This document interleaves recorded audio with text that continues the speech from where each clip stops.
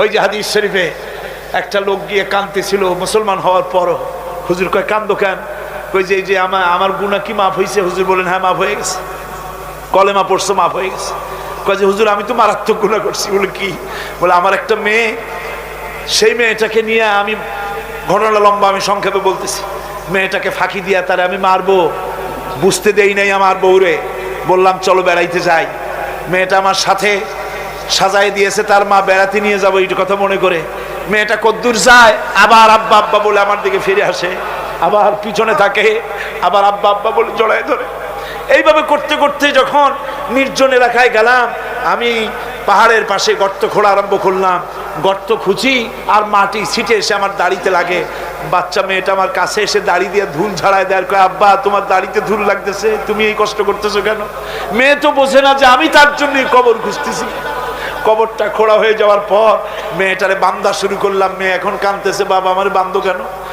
আমি তারে বাঁধা জোরে ওর মধ্যে নিক্ষেপ করে দিলাম। মেয়েটা গর্তের মধ্যে বসে চিৎকার করে বলছে, আব্বা তুমি আমারে বাঁচতে দাও, আমি তোমারে বাপ বলে সমাজে হ্যাঁ করবো না, আমি ভিক্ষা করে খাবো, আমারে বাইরো না।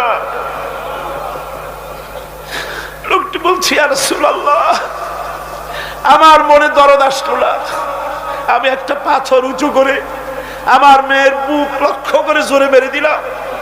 বুকটা ফেটে রক্ত ফিনকি দিয়ে উঠলো, আর মেয়ের বুক থেকে আওয়াজ বেরোলো, আব্বা।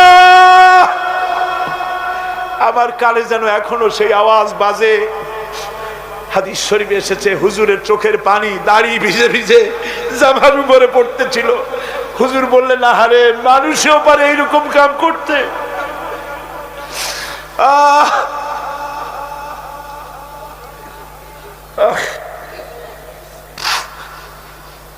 পৃথিবীতে নারীর যখন কোনো সম্মান ছিল না, মর্যাদা ছিল না, সেই সময় আমার রাসূল, আমার বিশ্বনবী নারীদেরকে সম্মানের হাত ধরে গর্তের ভিতর থেকে উঠাইয়া রানীর সিংহাসনে বসায় দিলেন। সুবহানাল্লাহ, মায়ের মর্যাদা দিয়ে দিলেন। সুবহানাল্লাহ।